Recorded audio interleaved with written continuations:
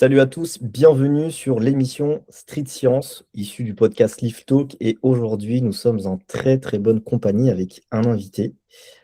On a évidemment Ahmad, mais surtout Romain Cachavenda. Salut Romain, comment tu vas? Et salut Ahmad, comment tu vas également? Ça va Ça très bien va, et toi?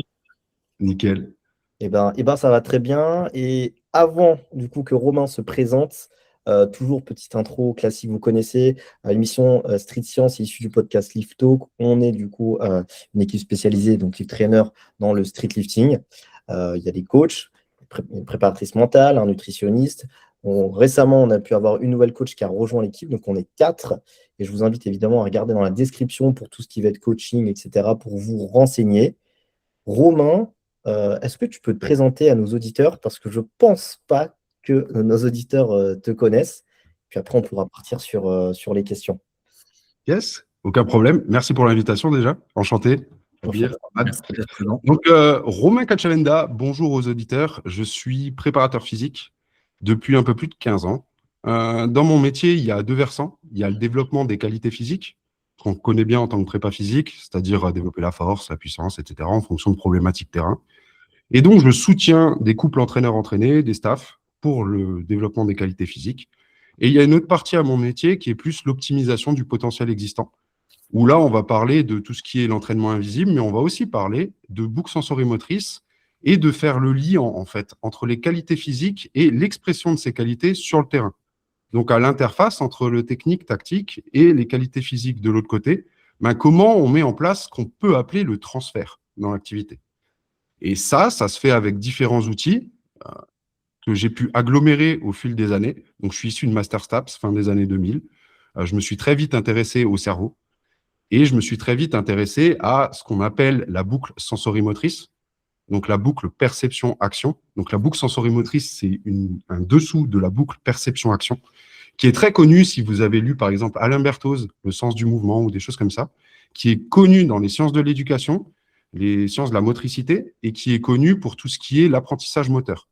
Donc, en gros, c'est comment tu développes un sportif d'un point de vue technique et comment tu développes la coordination, comment tu réponds à cette problématique qu'on a sur le terrain, que ce soit athlète ou entraîneur, de « OK, il est peut-être plus fort physiquement, mais ça ne se voit pas dans son sport ». Moi, c'était un point d'ombre qu'on a commencé à développer début des années 2010 sur demande des coachs, parce que c'était vraiment ça qui allait faire la différence sur le terrain. Voilà, en gros, pour mon parcours, je suis passé par pas mal de structures pro, que ce soit dans le foot, donc Strasbourg sur le centre de formation, qui est en Ligue 1 maintenant. J'ai fait un club de foot aussi au Differdange, au Luxembourg, où on a fait la Conference League, les phases préliminaires, pardon. J'ai fait 4 ans à Strasbourg Handball, en Pro League, 2e division française, en tant que prépa physique. Dans le rugby, Fédéral 3, Fédéral 2, sur du volley en N2. Bref, pas mal de clubs de ce type-là. Et après, des athlètes en indiv, beaucoup en athlétisme. Et avec les athlètes avec qui je collabore, on a la chance d'avoir, depuis 15 ans, 440 médailles nationales et internationales de glanées. Voilà. Du très lourd. Voilà ce qu'on Oui. vous a ramené sur Street Science. Est-ce que tu veux bien introduire peut-être le thème d'aujourd'hui, Ahmad, et peut-être partir sur la première question pour que les auditeurs un petit peu sachent qu'est-ce qu'on va aborder aujourd'hui. Ok. Du coup, enchanté Romain, ça fait plaisir de t'avoir sur le podcast. Donc, en fait, tous les deux, que ce soit Jabir ou moi, on est passionnés par tout ce qui est système nerveux et les thématiques qu'on va essayer d'aborder aujourd'hui. Donc, on trouvait que c'était pas assez abordé, on va dire, en street lifting ou en sport de performance, de parler de tout ça. Et c'est l'occasion, justement, peut-être de parler de RNP, parce que tu n'es pas seul aussi au sein de Labo RNP. Donc, pour l'instant, on va te laisser, du coup, peut-être en parler et du coup, partir sur la première question qui concerne, si tu peux expliquer ce que c'est la RNP de manière la plus simple pour les gens et quelles sont les bases derrière cette approche. Ouais, carrément. Alors, la RNP, l'acronyme, c'est pour reprogrammation neuroposturale. C'est en fait une entreprise de formation qu'on a créée et co-créée avec deux associés qui sont Sébastien Zimmer et Adrien Chartier. C'est des personnes, je veux parler pour moi, je les ai rencontrés sur des formations courant 2010 sur des thématiques qui nous intéressaient parce qu'on avait des besoins sur le terrain. des besoins, comme je l'ai explicité avant, par rapport au transfert et des choses comme ça. Et on s'est retrouvé sur des formations de neurologie fonctionnelle, des formations autour des réflexes archaïques ou des formations de posturologie. En gros, toutes ces formations, elles sont dissociées. Nous, on a cherché à les associer et à faire les liens autour du système nerveux et autour d'une pierre centrale qui est la nôtre à tous les trois, c'est-à-dire qu'on est prépa physique et coach sportif, qui est l'apprentissage moteur. Si on regarde l'apprentissage moteur, c'est je bouge pour percevoir, je perçois pour bouger. Ok, très bien. À quel point est-ce que tu perçois et ces perceptions sont intégrées de manière à avoir un mouvement le plus efficient possible? On a aggloméré des outils et notre idée avec la RNP, ça a été de construire un canevas de bilan, d'observation de la boucle sensorimotrice chez les personnes en face de nous pour aller tout simplement construire une programmation sur l'optimisation du potentiel existant, l'optimisation du système nerveux. Donc, on l'entraîne, on ne le rééduque pas. On entraîne toutes les perceptions, toute leur intégration de manière à ce que, in fine, le mouvement soit le plus propre possible. Pour faire ça, la RNP, on a 3 grands pans d'un point de vue sensoriel. C'est la somesthésie. Donc, dans la somesthésie, vous avez le sens tactile. Et de l'autre côté, enfin pas de l'autre côté, mais à côté de ça, vous avez la proprioception. La dite proprioception, on vous a certainement déjà dit, ah, il faut que tu bosses ta proprioception. OK, qu'est-ce que ça comprend très concrètement, cette proprioception? Qu'est-ce que c'est? Comment on la travaille de manière précise par rapport à une problématique X ou Y? On a aussi un deuxième sens qui est le vestibulaire. Le vestibulaire, c'est le sens de l'équilibre. Donc, on a un kiné avec Jabir, on a des kinés vestibulaires qui font la rééducation. En tant que prépa physique, j'estime que l'équilibre, c'est une qualité physique à proprement parler. Et cette qualité physique, on peut la développer, on peut l'entraîner. Et ce qui est intéressant, c'est qu'il y a des réflexes vestibulaires qui sont très intéressants sur le terrain. Et il y a un de ces réflexes vestibulaires, qui est le réflexe vestibulo-oculaire, qui fait le lien avec le troisième sens, qui est la vision. Et plus particulièrement l'oculomotricité, à savoir les groupes musculaires que tu as autour des yeux, comment ils font bouger tes yeux, et est-ce qu'on ne peut pas les entraîner, force, vitesse, endurance, de manière à ce que tu puisses prendre et avoir le moteur pour prendre de bonnes informations sur le terrain. Et là, on va plus parler des sports collectifs, par exemple, où, en fait, si tu veux prendre des bonnes infos sur le terrain, il faut que tes yeux fonctionnent bien. Donc la RNP, c'est ça, c'est un système de bilan avec une prise en compte de la boucle sensorimotrice et des théories de l'apprentissage, et une idée simple qui est on va travailler sur les entrées sensorielles et leur intégration de manière à ce que le mouvement soit magnifié. Et pour ça, on a des outils qu'on a tirés à droite à gauche tous les trois, qui concernent la neurologie fonctionnelle, qui est très connue aussi en kiné, on en parlait avant avec Jabir. Ça va être tout ce qui est les motricités primaires ou les niveaux d'évolution motrice, comme le métayer, qui est aussi connu. On va utiliser aussi les réflexes archaïques qui sont juste des bases ontogénétiques, mais on va regarder à quel point les réflexes archaïques vont permettre la calibration des sens. Et ça s'arrête là. Derrière, on va retravailler sur les sens qui nécessitent d'être travaillés, donc un entraînement du vestibulaire, de l'équilibre ou des choses comme ça. Et on utilise aussi la posturologie, plus les connaissances sur l'entraînement, la périodisation, la programmation, pour que ça fasse un tout où on puisse prendre en compte un humain en face de nous et dresser sa carte d'identité du mouvement. Voilà en gros ce que c'est la RNP, où l'objectif, il est très clairement de tisser les liens pour avoir une intervention la plus globale possible, pour pouvoir tirer les drapeaux rouges et pour pouvoir orienter au mieux la personne qu'on a en face de nous, parce que c'est bien ça notre objectif, avoir des résultats sur le terrain. Voilà. Ok, intéressant. Je voulais commenter un truc, mais c'est juste un commentaire parce que sinon je vais partir dans tous les sens. C'est que ce qui est intéressant, en fait, moi, d'ailleurs, ça serait. Je te poserai la question aussi, Jabir, qu'est-ce qui t'a emmené justement parce que tous les deux, on a un parcours un peu différent qui a fait qu'aujourd'hui, on est intéressé par toutes ces thématiques. Mais moi, personnellement, c'était un cas d'un jeune athlète que j'ai coaché et que je coach toujours qui a eu pas mal de compensations sur son squat. On va justement parler pourquoi on aborde ces sujets sur un podcast lié à la performance. Justement, on va voir qu'il y a un lien avec tout ça. Et au début, forcément, le coach, on est formé sur certaines choses. Le côté neuro, je me souviens, pendant la formation de coach sportif, on nous dit c'est l'avenir, etc. Mais ça s'arrête là. En fait, il y a rien. Donc, c'est à nous de s'intéresser. Et en fait, tout ce qui concerne le système nerveux, déjà, c'est passionnant. Et vu que j'ai eu un cas de jeune athlète, bah, j'ai dû faire mes recherches le seul, du coup. Et aujourd'hui, je me retrouve à faire ce podcast, du coup, sur ce sujet. Et en fait, ça, pour moi, je veux voir aussi votre avis, mais personnellement, le fait d'avoir ce jeune athlète, ça a changé tout dans ma façon de coacher. En fait, aujourd'hui, je trouve que c'est important d'avoir ce qu'on appelle la vision holistique. J'adore ce mot. C'est de prendre l'athlète. Enfin, des fois, j'en ai marre de dire aussi athlète parce que c'est un humain aussi, mais vraiment de le considérer comme un humain et parfois se pencher sur des choses qu'on n'imagine même pas qu'il faut s'y pencher, genre est-ce qu'il arrive à bien loucher, est-ce qu'il arrive à bien avoir l'équilibre, enfin des choses comme ça, regarder le pied, enfin faire des tests, le test de convergence visuelle, enfin des trucs comme ça, alors qu'on fait du street lifting et on veut juste augmenter notre max.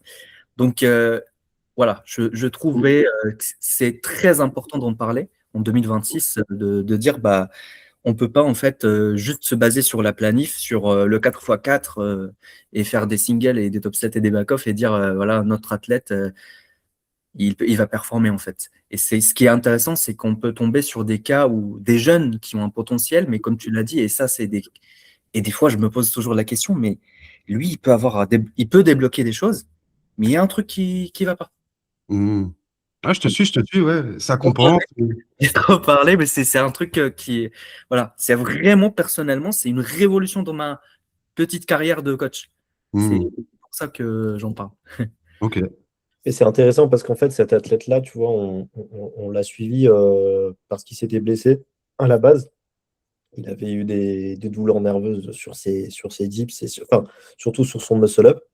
Et ça nous a amené, en tout cas, quand il parle de vision holistique, Ahmad, moi, c'est quelque chose que j'essaie de faire aussi dans ma pratique, que ce soit au cabinet ou même à distance. C'est vraiment d'aller considérer tous les éléments qui peuvent composer un être humain aujourd'hui, tu vois. Mm. Justement, moi, je voulais rebondir sur ce que tu as dit pour aller sur une question, parce que là, il parlait de performance au squat, etc. Est-ce que tu penses que cette approche du coup de la reprogrammation RNP, on va dire un neuropostural, mais je dirais RNP pour la suite du podcast, est-ce que tu penses que cette approche Romain, elle peut être utile pour corriger un problème? Donc là, on prend l'exemple par exemple, d'un athlète qui squatte, qui potentiellement peut avoir des douleurs liées à son squat et où on voit que au niveau de sa stratégie, ben, il va décaler un petit peu la hanche à droite, il va pas tenir sa barre complètement droit, ou alors elle peut aussi optimiser un athlète déjà performant. Donc, est-ce que c'est uniquement de la correction? Est-ce que c'est de la correction et optimisation? Ou alors c'est uniquement de l'optimisation en utilisant le RNP? C'est les deux. Et on peut définir ce qu'on peut avoir comme impact sur les deux. Déjà, sur ce que tu appelles la correction, nous, on bosse pas sur la douleur. C'est les kinés qui se forment chez nous qui vont bosser sur la douleur. Moi, je suis prépa physique. Du coup, je reste à ma place de prépa physique. C'est important de le Et dire. moi, ça va être l'optimisation. Donc, l'optimisation en faisant sauter les compensations. Compensation qu'habituellement, on travaille en tant que coach ou en tant qu'athlète, c'est ouais, je sais pas, tu as du mal sur le lockout, sur le dips. Ok, il faut que tu bosses tes triceps. Tu vois, on a très cette vision mécanistique, on va dire. Moi, ce que j'aime bien faire, c'est avoir une vision plus neuromécanique du mouvement. À savoir, OK, quand tu dois faire un mouvement, qu'est-ce que ça prend d'un point de vue des entrées sensorielles? Quand je fais un squat, il y a un haut-bas, ce qui veut dire qu'il y a du vestibulaire dedans. Est-ce que mon vestibulaire est bien calibré pour accepter le haut-bas? Et des choses comme ça. Donc ça, c'est la vision où on rajoute la pierre neuromécanique. Après, la correction à proprement dit, effectivement, si tu as une entrée sensorielle qui est moins bien calibrée, on va dire que tu fonctionnes avec un pourcentage en moins sur ta capacité maximale. Ce qui veut dire que si on régule la chose, tu vas pouvoir mieux t'exprimer avec éventuellement moins de compensation. C'est une chose. Par contre, ça ne va pas te faire exploser non plus. Ça peut juste te ramener à ton potentiel initial, ton 100%, ou en tout cas proche du 100% parce que je ne l'ai jamais vu. Et ça va permettre éventuellement de mitiger le risque de blessure qui peut arriver par compensation. Tu me parles par exemple d'un chiffre de bassin. OK, il y a des contraintes qui sont d'un certain ordre et qui peuvent amener, parce que tu fais quand même une sacrée volumétrie pour être performant en street, à des problématiques. Si tu as une bascule d'épaule et que tu fais des dips à gogo là-dessus, peut-être qu'à un moment donné, il y a une des épaules qui va couiner, des choses comme ça. Donc nous, notre idée, elle est plus d'aller faire sauter les compensations au maximum possible et avoir un corps qui fonctionne bien. Ce qui veut dire que quand tu prends cette idée-là, si tu es kiné et que tu bosses sur la douleur, ouais, ça peut t'aider parce que tu peux revenir à la racine des problèmes. Et tu peux éventuellement avoir un impact sur les compensations et ça va t'aider à débloquer des choses qui vont t'aider à faire ton métier, à savoir la surcharge progressive, le renfort, etc. En tant que prépa physique, c'est le même principe en fait. Ça va être un levier qui va éventuellement te permettre d'aller par la suite placer ton renfort X, Y, Z pour avoir un meilleur rendu, on va dire, et une meilleure progression en mitigeant peut-être éventuellement le risque de blessure. Je prends des pincettes parce que c'est vraiment individuel. Et ce qui veut dire que il y a une chose qu'on observe beaucoup sur notre bilan. La première chose, c'est la posture. Parce que la posture, en fait, c'est juste comment tu te tiens face à la gravité avec un tonus de base. Ce tonus de base, il est médié par le tronc cérébral. Tronc cérébral que vous testez en kiné aussi. Et ce qui est intéressant, c'est que ce tonus de base, bah, quelque part, il va se répercuter dans le mouvement aussi. Si tu as une bascule d'épaule ou des choses comme ça, en statique, bah, quand tu vas prendre une barre sur le dos, on va retrouver à peu près la même chose. Et c'est les observables que tu vas avoir en tant que coach de hey, il a un shift à droite et une épaule basse à droite. Donc sa barre, elle n'est pas bien droite sur son squat. Bah, tu comprends bien que si la barre, elle n'est pas bien alignée, tu n'es pas en train d'exprimer 100% de ton potentiel parce qu'il y a un pourcentage de ce potentiel qui est juste là pour, entre guillemets, ne pas tomber. Donc tu es en train de compenser pour essayer de faire un geste face à toi-même. Donc, si on part de ce postulat, ben, on va essayer de réguler ça au mieux pour que tu puisses t'exprimer à 100% avec le moins de compensation possible. C'est clair? Ça répond à ta question, Jabir? Totalement, totalement. Est-ce que tu voudrais peut-être rajouter un truc, passer sur la prochaine question, Ahmad Là, on va tout le temps rebondir parce que je voulais juste souligner un truc qui est important parce que tu as pris l'exemple de squat et je trouve ça assez parlant parce que bah, dans le power, dans le street, bah, tout le monde fait des squats avec la barre, non, mais c'est de plus en plus, voilà, on le voit.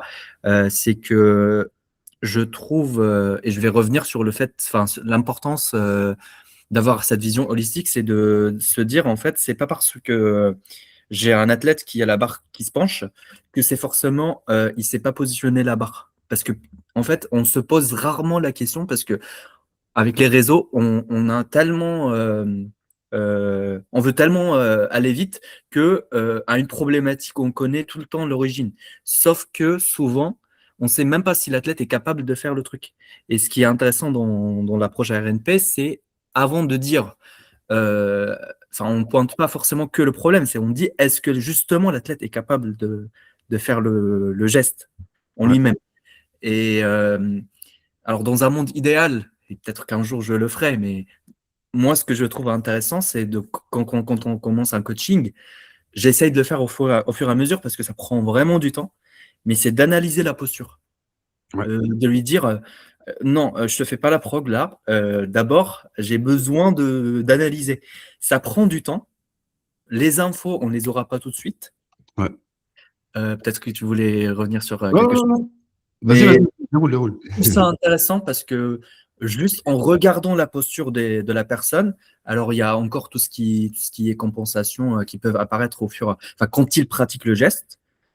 Moi, l'athlète avec qui j'ai eu du coup la problématique, alors il se trouve qu'il n'a pas de chance, il a une fracture de fémur, donc il lui fait shift, mais aussi une latéralisation, une hypoconvergence visuelle,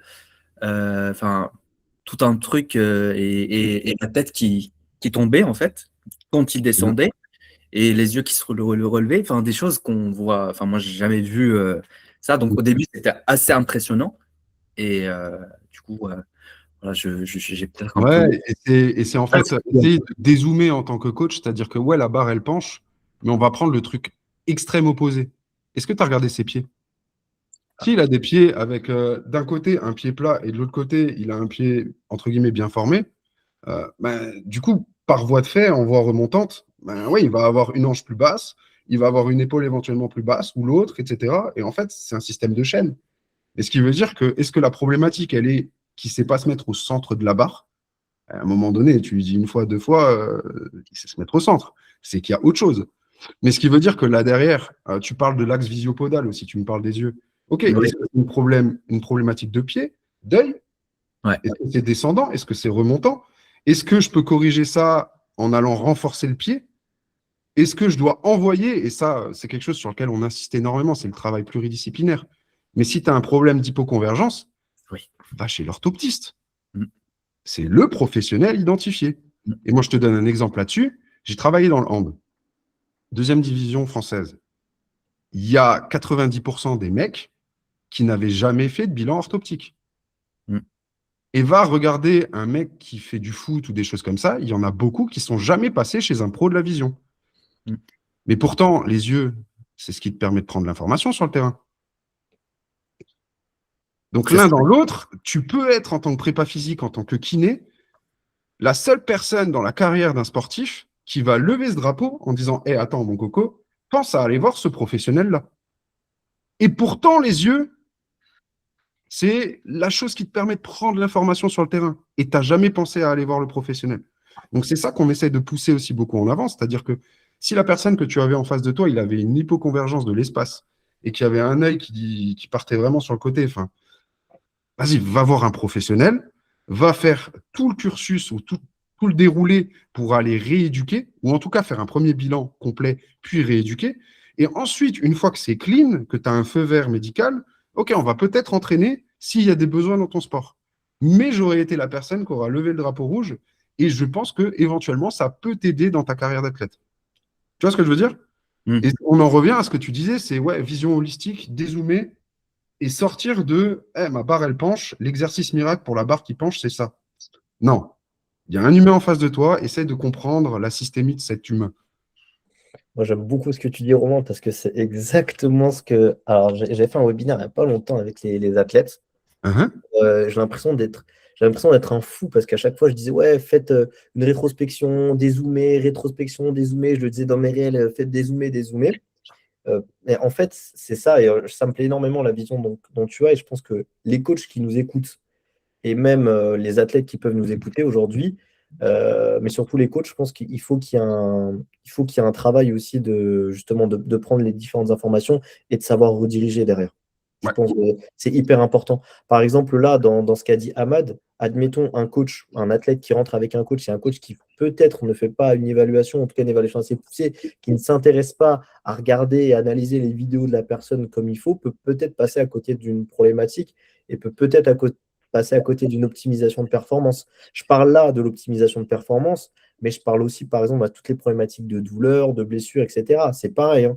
Il y a des gens qui soit ne le disent pas, soit passent à côté et justement sont trop omnibulés sur le fait de ok, vas-y, utilise tes intrinsèques du pied, renforce tes enfin, épaules, ce genre de choses-là.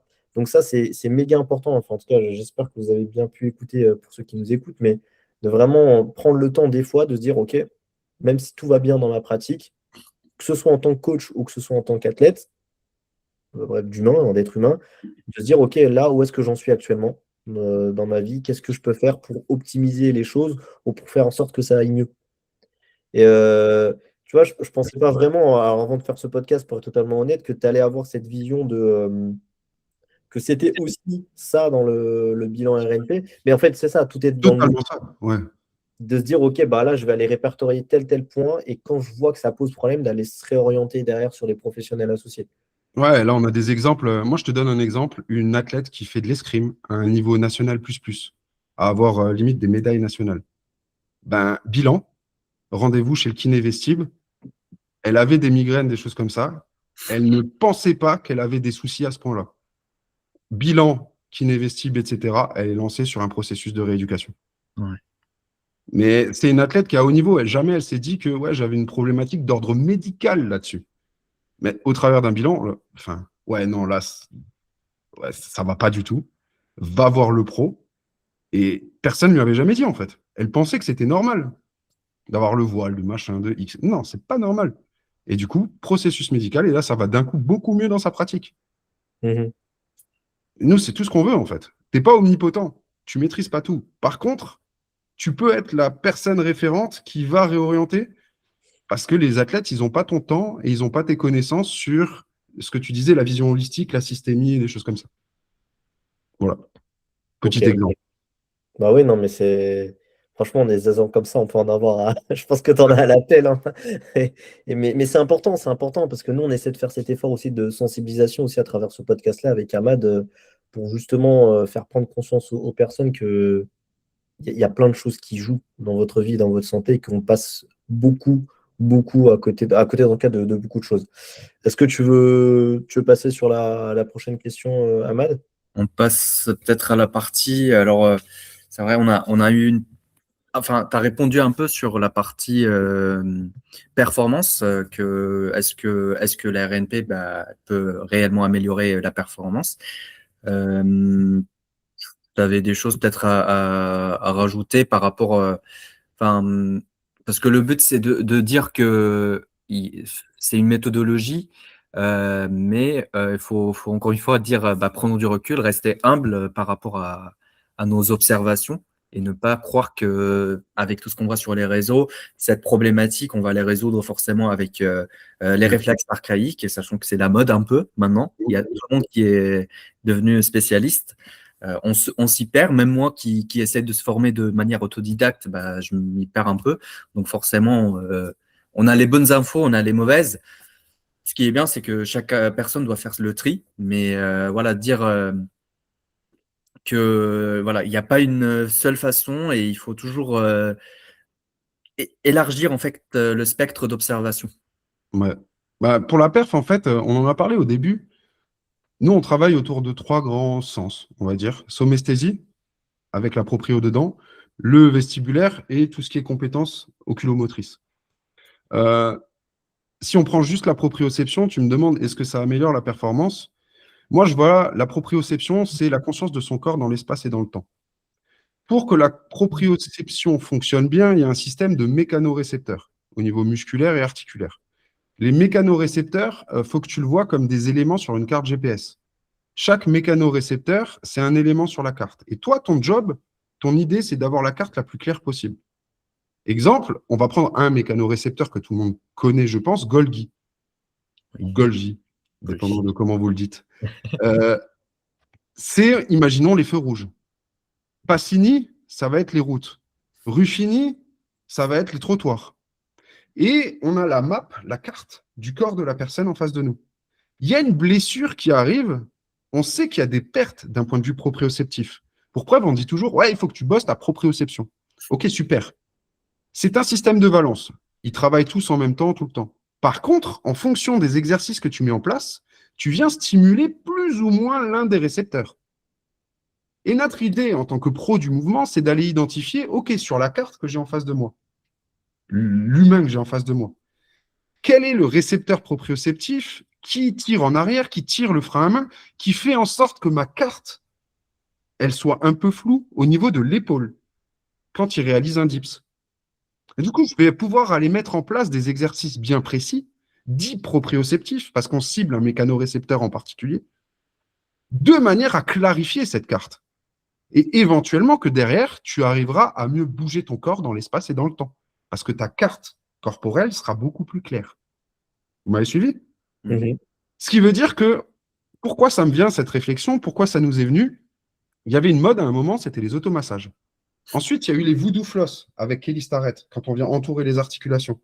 Ensuite, il y a les étirements tractés. Vous voyez, quand on vient se pendre ou des choses comme ça. Et en fait, il y a les Pales Rays, il y a les Cars.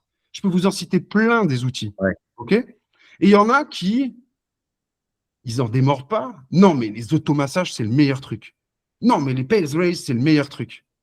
En fait, je pense que tout outil est bon et que l'objectif, il est juste d'aller identifier, OK, cet outil, cet exo de mobilité vient plus particulièrement cibler cette typologie de mécanorécepteurs.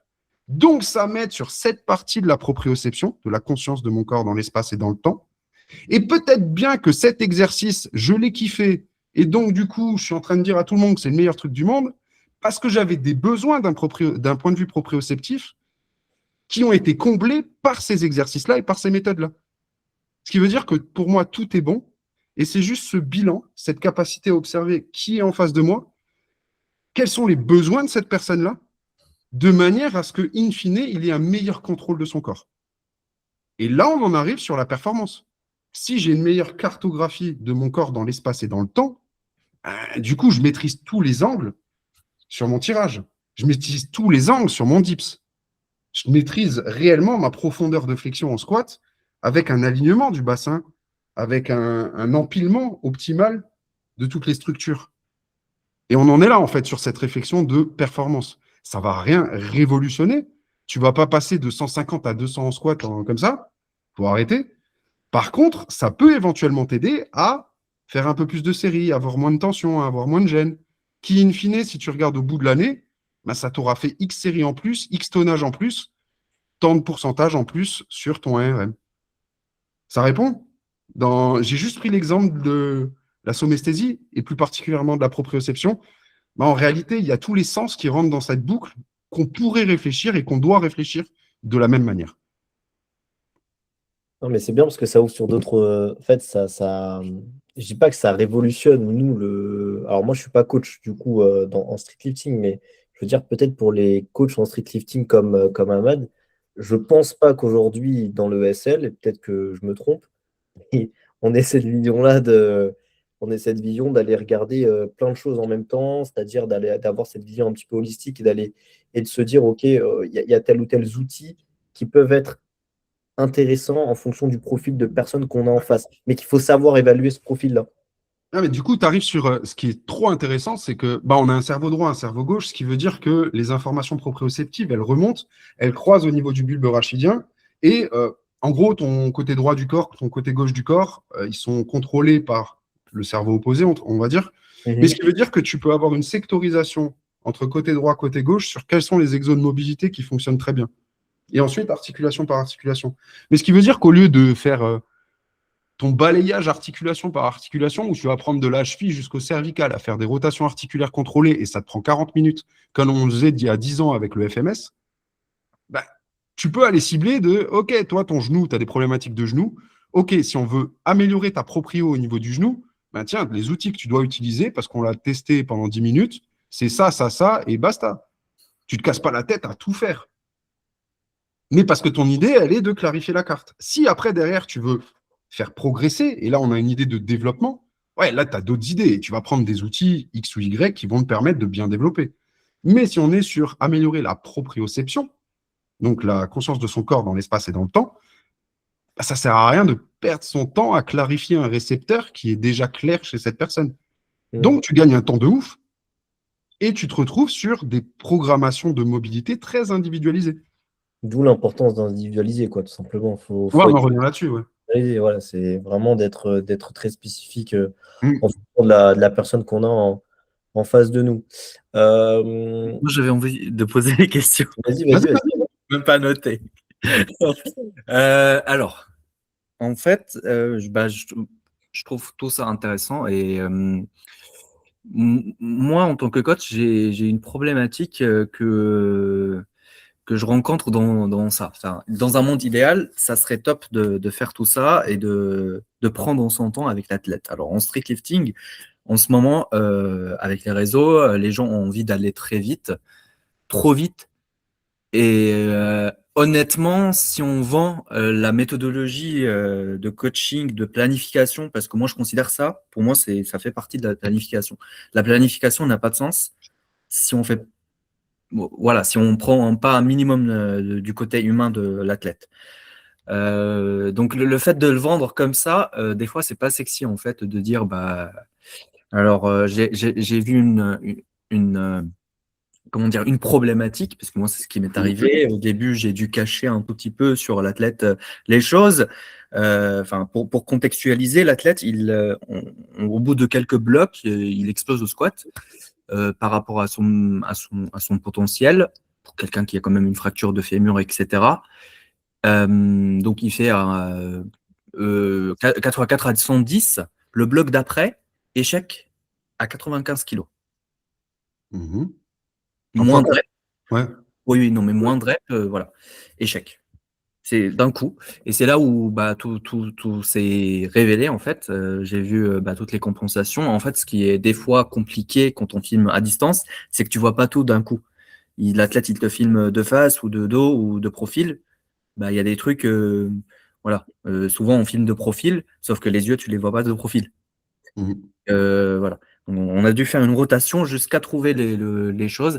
Là où je voulais en venir, c'est que, en fait, je trouve, et que peut-être tu as rencontré ce type de cas, des fois, c'est compliqué d'expliquer à l'athlète que bah, il y a une démarche à suivre jusqu'à ce qu'on puisse déjà comprendre, parce qu'on va, avant de résoudre un problème, bah, il faut comprendre qu'est-ce qui se passe. Est-ce que c'est des vraies compensations? Est-ce que, voilà. Euh, Comment toi tu vois ce type de problématique? Parce que c'est quand même limitant pour un sport de performance. Peut-être si tu as un message aussi à adresser aux athlètes de l'importance d'être patient en fait et de Alors, bah, d'accepter ça. déjà, c'est bien discuter avec l'athlète et parler du résultat, là où on veut aller, mais surtout du process pour y arriver. Et que les méthodes miracles, pour moi, elles n'existent pas. La seule méthode miracle qui existe, c'est la continuité. C'est-à-dire que l'objectif, c'est de faire 6 mois, 8 mois, 9 mois, 12 mois sans blessure, sans gros gènes qui ont impacté et ont fait que tu as sauté des entraînements. L'objectif, c'est la continuité. Pour avoir cette continuité, tu as un profil actuel et sur ce profil, on va faire du test-retest. Ouais. Et ce test-retest, on l'utilise tout le temps. Alors moi, j'utilise beaucoup de métriques à l'entraînement, même à distance, grâce au VBT, des choses comme ça. Mais en gros, c'est un processus itératif avec le sportif pour qu'il comprenne vraiment comment il fonctionne. Mm. Ça nous permet d'aller mettre des jalons. Quand on parle de planification, c'est planification d'objectifs. Oui. Donc on planifie les objectifs, mais surtout on planifie les sous-objectifs. Et derrière, on ne se concentre que sur les sous-objectifs qui ont un impact sur la performance in fine sur notre grand objectif final. Et ben, l'un dans l'autre, c'est juste de l'éducation du sportif, je pense, sur lui faire comprendre que le process, il peut être long et que c'est un chemin et que tu n'auras pas tout de suite.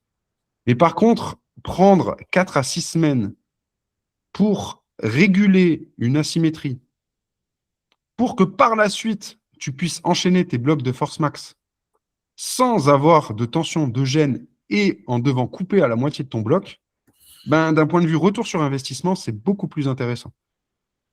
Après, voilà, c'est une discussion avec les sportifs. Je sais qu'on a ce problème-là à vouloir aller trop vite, même en athlète, etc. Par contre, avec du test-retest, ils se rendent bien compte des différences. Et voilà. Test-retest tout le temps, tout le temps, tout le temps. Bah, là, le truc, c'est que ça impose une limite aussi, tu vois, parce que regarde, pour Ahmad, qui Mhm. est coach, c'est compliqué de pouvoir. T'imagines s'il doit faire du test-retest avec. T'as combien d'athlètes en ce moment que tu suis, Ahmad? Proche de 20. Ouais. Donc, tu J'en ai vois, là, 42. Ah, pas Mais mais de- après, on peut pas enfin, oui, toi, forcément, tu es plus, on va dire, efficace dans Ouais. ce. Moi, ça m'a pris, je dirais, 2 mois déjà pour comprendre ce que c'est l'hyperconvergence visuelle et pourquoi le hip Ouais. shift arrive. Et puis voilà, parce qu'on n'a pas des infos vraiment sur qu'est-ce qui se passe entre les yeux et le pied. Mhm.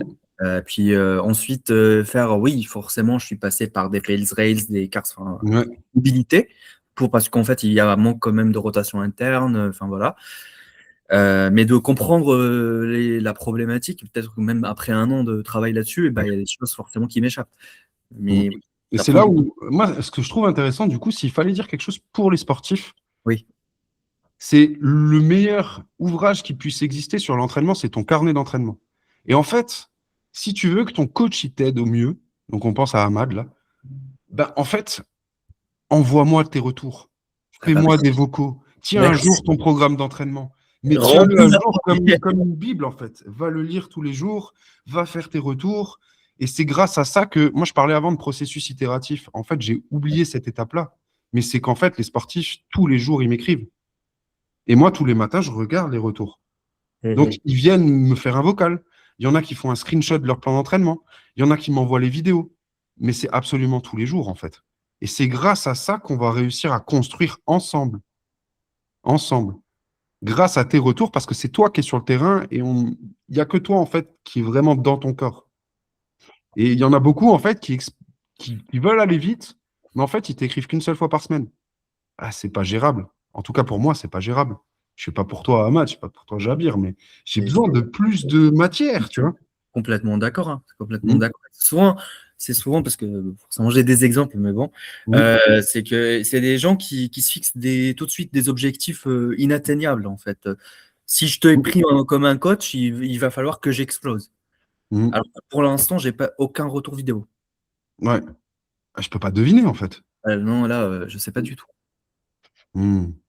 Ah, Et, et, et encore, il faut expliquer à l'athlète que des fois, on fait des changements techniques, mais on n'est pas sûr que c'est ça qui va optimiser le mouvement. Mais si tu fais rien, tu peux pas le savoir. ouais. Et tu vas pas avancer. Il faut tester quelque chose. C'est ça. Et tu mets les probabilités de ton côté, tu fais, OK, le truc qui me paraît le plus pertinent à un instant T, c'est ça. Bah, test, retest. Mais c'est ça que je veux dire par le Ah, test, retest. Alors, exactement. Moi, Mm. justement, j'allais rebondir là-dessus. C'est que je le pratique. Alors, si je fais un test de mobilité en rotation externe d'épaule, forcément, bah, j'essaye. Alors, c'est pas toujours. C'est des fois chiant pour les athlètes de filmer tous les Mm. mois combien ils ont gagné en mobilité, sachant que à distance, c'est pas forcément Ouais. toujours simple. Mais oui, le test-retest de l'optimisation technique, c'est le même principe en fait. Ouais. Bah, moi, après, honnêtement, sur les sportifs avec qui je collabore, c'est vraiment autour du terrain avant tout. C'est-à-dire, ouais, on va faire des testings de mobilité en passif, en actif, etc., de posture, où ils prennent des vidéos face, profil dos. Ils m'en envoient régulièrement, pas de problème. Par contre, moi, ce qui m'intéresse, c'est tous les retours sur la discipline Ouais. et ou sur des exercices en muscu. Et au final, c'est ça mon test-retest. C'est que entre deux vidéos, bah, je vais regarder qu'est-ce qui bouge et tout sur une charge équivalente. Est-ce que d'un point de vue velocity-based training, enfin accéléromètre, ok, ça a bougé dans le bon sens avec une trajectoire de barre plus verticale ou plus X ou Y, on s'en moque. Mais par contre, si j'ai pas de vidéo et si j'ai pas de feedback sur tes sensations sur la séance, bah, en fait, mon test-retest, je fais que le deviner. J'ai rien de concret. Donc c'est vraiment ce processus itératif. Si tu travailles avec un coach à distance, donne-lui du grain à moudre pour qu'il puisse réfléchir avec toi sur tes problématiques et avancer. Et en fait, c'est une chance d'avoir un coach à distance, je pense. Parce que quand tu as un coach en présentiel, alors tu parles pendant la séance et tout, mais souvent, tu as peu de contact en dehors de la séance.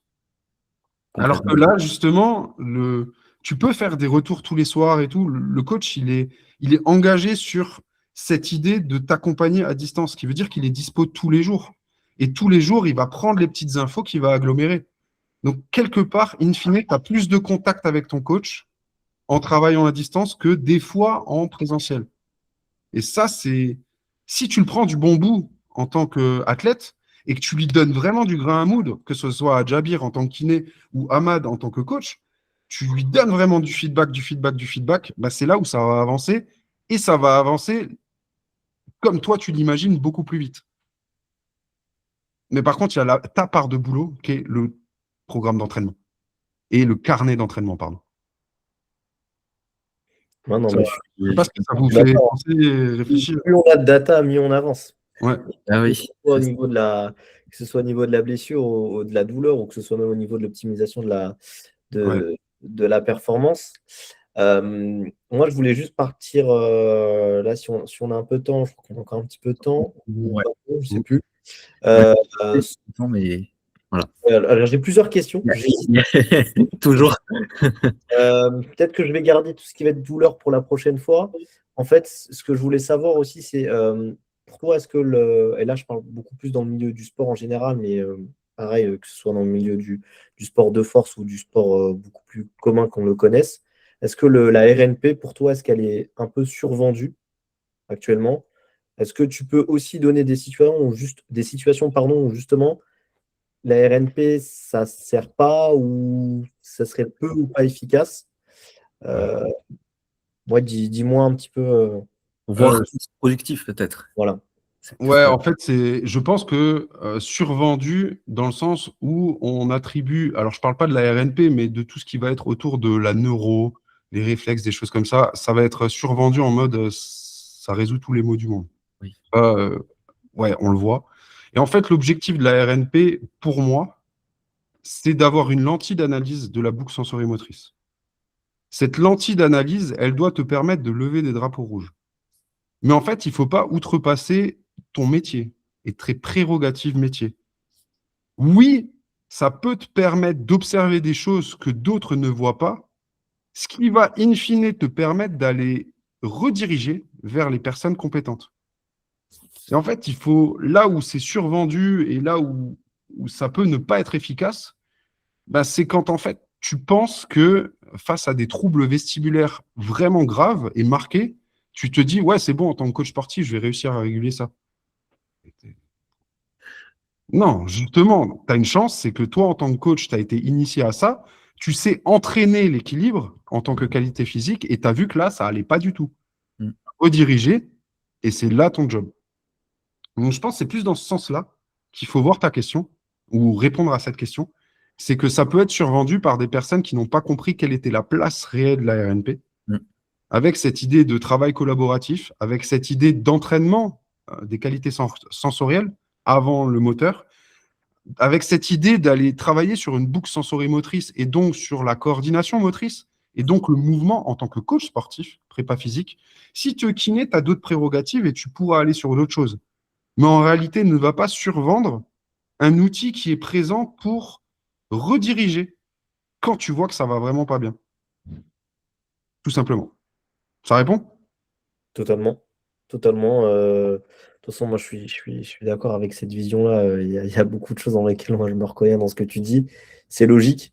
Et je disais ça parce que tu vois, aujourd'hui, on a beaucoup de phénomènes de mode où chaque outil, en fait, c'est des outils qui sont popularisés et pas des moyens. Tu vois. Mmh. Le processus de réflexion, non, on s'en fout, tu vois. Parce que par exemple, là, tu vois, j'ai vu un réel, je ne dirais pas qui c'est, mais de quelqu'un qui parlait des douleurs de dos. C'est un athlète qui a récemment explosé. Voilà, il a montré un exercice. Bam, tu vois, il y a beaucoup de likes, il y a beaucoup de commentaires. Les gens sont Mmh. total, c'est très bien et ça marche bien. Et, euh, et là, on parle de ça pour la RNP, mais qui est aussi du coup un outil. C'est ce côté un petit peu, voilà, les gens vont le prendre dans le mauvais sens et il y en a qui vont utiliser ça et qui vont en abuser, qui vont se faire connaître parce qu'ils ont utilisé tel outil. Et Ouais, derrière, ouais. c'est Bah, c'est compliqué comme après. ça. Après, c'est le jeu des réseaux et il faut juste être alerte sur ce jeu des réseaux et il y en a, ils vont trop loin. Et en réalité, la RNP, regarde, on parlait avant de proprioception, mais c'est les exos qu'on utilise en tant que kiné et coach sportif. C'est de la mobilité. Et c'est juste une autre lecture de chaque exercice de mobilité avec une réflexion de fond sur qu'est-ce que ça impacte. Et ça, ben, ça sort pas du chapeau. C'est NOCA, Neuromechanics of Human Movement. C'est Neuroscience de Peirce. Il y a tout qui est là-dedans. Et juste, on a essayé, on a mis en place un système de lecture. Mais ce système de lecture, c'est un truc qui m'a manqué sur le début de ma carrière. Mhm. C'est ce travail collaboratif avec des kinés d'un côté, des ostéos de l'autre, avec un orthoptiste, avec un prépa mental ou un psychologue. Et en fait, que tout le monde travaille ensemble autour d'un humain et que chacun reste, entre guillemets, c'est pas reste à sa place, mais plutôt que chacun se mette au service du couple entraîneur-entraîné pour aller le plus loin possible sur le terrain de pratique. Et au travers de la RNP, ben, c'est juste ça en fait. C'est toutes les professions qui sont autour qui vont s'approprier un outil par rapport à leur profession. Et là où il y a le bas blesse, on va dire, c'est quand des personnes viennent outrepasser ce qu'ils peuvent réellement faire dans leur profession, alors qu'il y a déjà tellement à faire. Euh, voilà, c'est juste ça. S'il y avait un message à passer. Je pense qu'il est très bien passé. Est-ce qu'Ahmad, tu voudrais partir sur. Une dernière question. Ouais. Donc la question, c'est, je la trouve pas évidente, mais forcément, Romain, tu vas réussir quand même à y répondre. C'est si tu as en fait, enfin, c'est comme la question qu'on vient de poser. Alors pas vraiment un conseil, mais plus si on veut qu'un street lifter puisse utiliser un outil parmi les différents outils de la RNP pour optimiser sa performance. Un street lifter, que ce soit un coach ou un athlète. Qu'est-ce que tu peux lui dire par rapport à ça? Euh, un outil parmi tout ce qu'on utilise qui va au plus simple par rapport à tes besoins, moi, j'irai travailler sur des choses toutes simples comme les niveaux d'évolution motrice. et j'irai retravailler sur ces stades d'évolution ontogénétique. Donc, c'est tout simplement savoir se retourner au sol. C'est savoir marcher en quadrupédie. Et c'est toutes ces étapes qui nous ont amenés en tant qu'être humain à être debout en opposition bras-jambes. Pourquoi je te parle de ça? Parce que ça va faire appel à tous les plans de mouvement. Et que dans le street lifting, on est dans le plan sagittal. C'est des dips, c'est des tractions, c'est des squats. Il n'y a pas de rotation, il y a peu de plan frontal. Donc j'irai retravailler.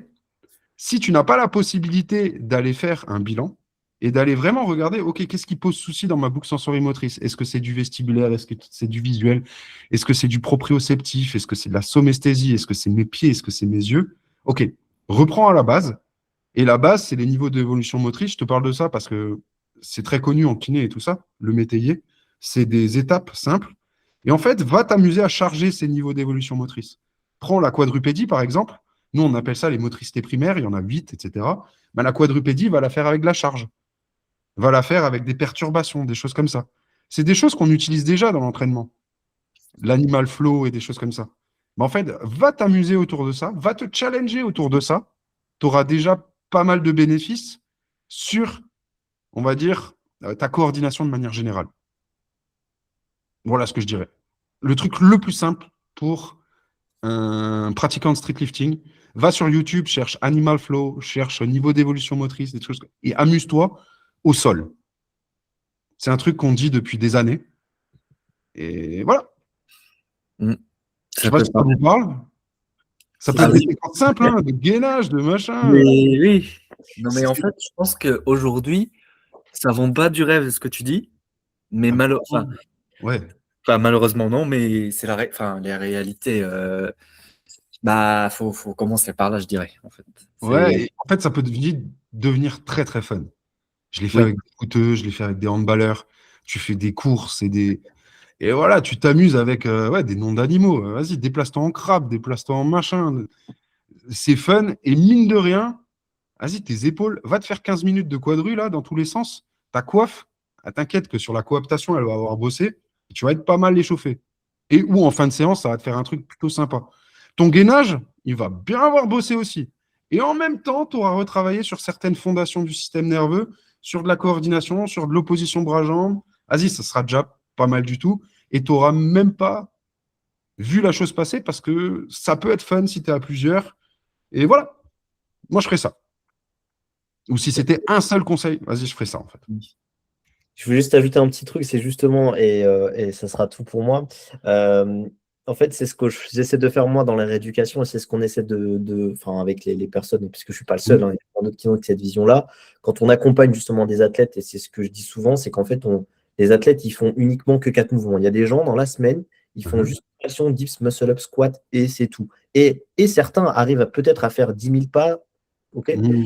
Ce que j'essaie de faire, c'est pour ça que je leur dis c'est important dans une réhab, mais encore une fois, la réhab, c'est un outil comme un autre, c'est d'aller chercher avec les articulations, avec les mouvements, de faire autre chose, de sortir et d'aller explorer d'autres choses. Au-delà déjà, juste pour entretenir une bonne santé articulaire, etc. Mais surtout, quand on va aller chercher d'autres schémas, comme tu le dis, d'autres schémas moteurs par rapport à ce qu'on fait, il y a un transfert au niveau de la coordination, de l'équilibre, de la proprioception, on a un éveil des sens, on a un travail du système nerveux, enfin bref, tout ça, je trouve qu'aujourd'hui, comme tu le dis, comme il a dit Ahmad, malheureusement, il faut dire la vérité, c'est pas quelque chose qui va percer, tu vois, pas quelque chose qui va faire, mais on s'en fout, mais c'est pas quelque chose qui va être dans l'image de tous les street lifters. Mais par contre, voilà, cette pluralité, ce fait d'aller chercher vraiment de la diversité de mouvements, derrière, en fait, ça a trop de bénéfices et ça a beaucoup plus de bénéfices, je pense. Je pense que tu es bien placé pour savoir plus que moi sur la performance et sur l'optimisation de pratiquants en sport. 200%. Ouvrir le répertoire moteur. Ouvrir le répertoire moteur. Et c'est là où tu vas pouvoir avancer même techniquement. Et moi, j'aimerais que vous réfléchissiez aux 2, 3, allez, on va prendre 3 athlètes qui sont les plus balèzes autour de vous. Est-ce qu'ils sont balèzes juste dans leur sport ou est-ce que quand tu t'amuses à aller faire un 5 avec eux, en fait, ils sont aussi au-dessus? On va faire un volley et en fait, à chaque fois, ils sont au-dessus de la mêlée dans tout ce qu'on peut faire. En fait, ça apprend vite et Ouais, ils n'ont pas trop de soucis de coordination et tout. Et en fait, c'est les meilleurs dans leur sport. Allez juste faire ce petit travail. Alors oui, bien sûr, il y a des personnes qui sortent des codes et qui sont formatées que sur un truc. Ne me faites pas dire ce que j'ai pas dit. Par Mm. contre, si tu prends 3, 4 personnes que tu admires autour de toi, sors-les de leur contexte sportif. Est-ce qu'ils s'en sortent bien dans d'autres sports? Est-ce qu'ils apprennent vite? Est-ce que le mec qui est très fort dans ton sport, tu le mets au golf d'un coup, ben c'est le mec qui, en 3, 4 balles, boum, il arrive à taper dedans. Alors que toi, peut-être que, vas-y, il va te falloir 2 jours et tu es en train de toper les balles, tu es en galère en fait. Ben, va réfléchir autour de ça. Réfléchir autour de, OK, il faut que j'ouvre mon répertoire moteur. Et pas que je continue de le fermer, de le fermer, de le fermer. Parce que plus tu vas fermer le répertoire moteur, plus tu vas coller un geste, plus que tu vas chercher un modèle technique dans ta discipline, plus il faut que tu imagines que tu es dans un chemin dans la jungle et ça devient de plus en plus dense devant toi. Jusqu'à un moment donné où ouais, ton coupe-coupe, c'est tellement dense, de toute façon, tu n'arrives plus à avancer. Tu Mm. n'arrives plus à développer techniquement. Tu es bloqué techniquement d'un point de vue coordinatif. Et c'est là où il y a des choses qui s'appellent par exemple l'apprentissage différentiel, qui s'appelle par exemple l'apprentissage par contrainte dirigée. En gros, l'écologie de l'apprentissage. L'écologie de l'apprentissage, c'est je bouge pour percevoir, je perçois pour bouger. Je vais modifier comment je perçois le monde et je vais utiliser des solutions que je n'utiliserai pas en compétition de manière à réouvrir le chemin. Pour que quand je revienne sur le modèle, à savoir ma discipline, ben, le chemin il soit moins dense devant moi d'un point de vue de la végétation et que je puisse avancer techniquement. Et ça, on en a beaucoup des athlètes qui tapent dans le mur, tapent dans le mur, tapent dans le mur, toujours les 4 mêmes mouvements et ça ne progresse pas techniquement et on n'arrive plus à passer les plateaux. Est-ce que c'est physiquement ou est-ce que c'est d'un point de vue coordinatif, d'un point de vue de tout ce qu'on vient de discuter autour de la capacité qu'a le sportif à avoir quelque chose de large d'un point de vue base de mouvement? Et en réalité, ça ne prend pas tant de temps que ça. 2 x 15, 3 x 15 minutes par semaine, juste sur de la quadru, vas-y, c'est pas grand-chose pour les bénéfices que tu peux en retirer. Mm. Voilà. Faites tous de la marche. Mais on rigole, On rigole, mais c'est la vérité. Je te jure, ah ouais, d'un point de vue stabi d'épaule, c'est un truc de ouf. Vas-y. Mais ouais, Romain, je pense qu'on va faire d'autres épisodes, hein, parce que là, j'ai des questions que je n'ai pas posées. Ah, je reste sur ma faim, moi. Ouais, et tu vois, moi, je donne l'exemple, j'entraîne beaucoup de lanceurs de javelot. Vous savez peut-être pas, mais bref, c'est un peu mon sport de cœur avec l'athlétisme. Et quand tu regardes ce qu'on peut faire en stage, quand on part 10 jours en stage, on s'entraîne 2 fois par jour, etc. En réalité, pour stabilisation de l'épaule, mais on a race de situations dans l'herbe, de duel, de quadrupédie. En fait, c'est un jeu, on s'amuse. Et à côté de ça, on a nos journées très développement des qualités physiques et vas-y, on charbonne technique, hein. Mais il y a des jours où, vas-y, on va juste bouger, pieds nus, dans l'herbe, s'amuser, faire des roulades, des choses comme ça. Et c'est trop fun. Mais il y a une réelle réflexion derrière sur ce que ça peut apporter. Voilà. Ok, bah cet épisode arrive à sa fin malheureusement. Ouais, Bah déjà merci encore une fois Romain d'être avec nous. Bah, de rien, J'espère de rien. pas Avec plaisir. plusieurs épisodes et C'est la passion aussi. et peut-être je sais pas, peut-être du contenu ou autre chose ensemble parce que vraiment c'est passionnant et enfin moi Problème. c'est très très intéressant. Enfin, voilà. Donc j'espère aussi que tous ceux qui sont restés jusque-là, bah, vous avez kiffé l'épisode. N'hésitez pas de nous suivre sur les réseaux. Romain, on peut te suivre sur quel compte? Enfin, on peut. Il y a. Les deux, vous allez sur Instagram, labo-rnp ou Romain Cachavenda pour mon perso. Mais allez voir Labo RNP, il y a plein d'exos et tout à tester. Voilà. Ouais. Ah, je vous encourage à surtout regarder la chaîne YouTube aussi parce qu'il y a Ouais. pas mal de choses. Il y a toujours des choses intéressantes. Il y a ça, et là, il y a le site internet aussi. Il est peu mis en avant, mais sur le site, en fait, par exemple, on a parlé de boucle sensorimotrice. Ben, il y a un article de 6 ou 7 000 mots sur la boucle sensorimotrice. Donc, on met énormément de contenu, même sur le blog, sur tous les mots-clés que tu as entendus. Tu peux aller sur le blog, labo-rnp, et tu retrouveras des articles qui expliquent chaque chose. Et il faut juste prendre le temps de lire. Oui. Ça, il y en a pour qui c'est compliqué, je sais. Nous, on aime bien ça. Voilà. Donc, on le fait de cette manière-là. Pour les plus curieux. Voilà. Ok. Donc, n'hésitez pas aussi de liker, commenter cet épisode et nous donner de la force, proposer des sujets si vous avez des questions aussi sur tout ce qu'on a pu aborder. Et j'espère que ça va être. Franchement, j'espère que c'est un épisode qui va prendre. Je pense que les gens doivent s'intéresser à ça. Et tout à l'heure, tu as donné un conseil à ta manière. Moi, le conseil que je pourrais donner, c'est s'intéresser à tout ça. Que les gens fassent leur avis. Ça se trouve, ils vont pas du tout adhérer et tout. Ouais. Voilà, c'est bien d'être critique et d'avoir son propre avis. Donc, mais voilà, c'est s'intéresser. Et voilà, est-ce que Jabir, tu as des choses à rajouter? Non, pas d'autre chose, si ce n'est que si vous voulez qu'on fasse d'autres épisodes, et bon, de toute façon, on en fera d'autres avec Romain, hein, pour d'autres thématiques, s'il y a des questions particulières que vous voulez qu'on aille sur des sujets un peu plus précis, n'hésitez pas, comme on a fait avec les autres invités. Là, effectivement, c'est, on va dire, la première saison de Street Science, donc on met en valeur certains invités. Et généralement, comme tous nos invités sont hyper intéressants, on n'a pas le temps de faire tout. Donc évidemment qu'on remettra le couvert avec d'autres épisodes peut-être plus précis sur des sujets que vous avez envie qu'on aille. Et puis effectivement, moi, je ne ferme pas la porte à d'autres collaborations. Je pense que ça va ouvrir à de multiples échanges, même en off, avec toi. Carrément. C'était un plaisir et je te laisse du coup conclure, Ahmad. Encore une fois, merci à tous et à toutes. Et n'hésitez pas de vous abonner si ce n'est pas encore fait. Et nous, on vous dit à très bientôt. Salut! Yes. Tchuss. Salut tout le monde.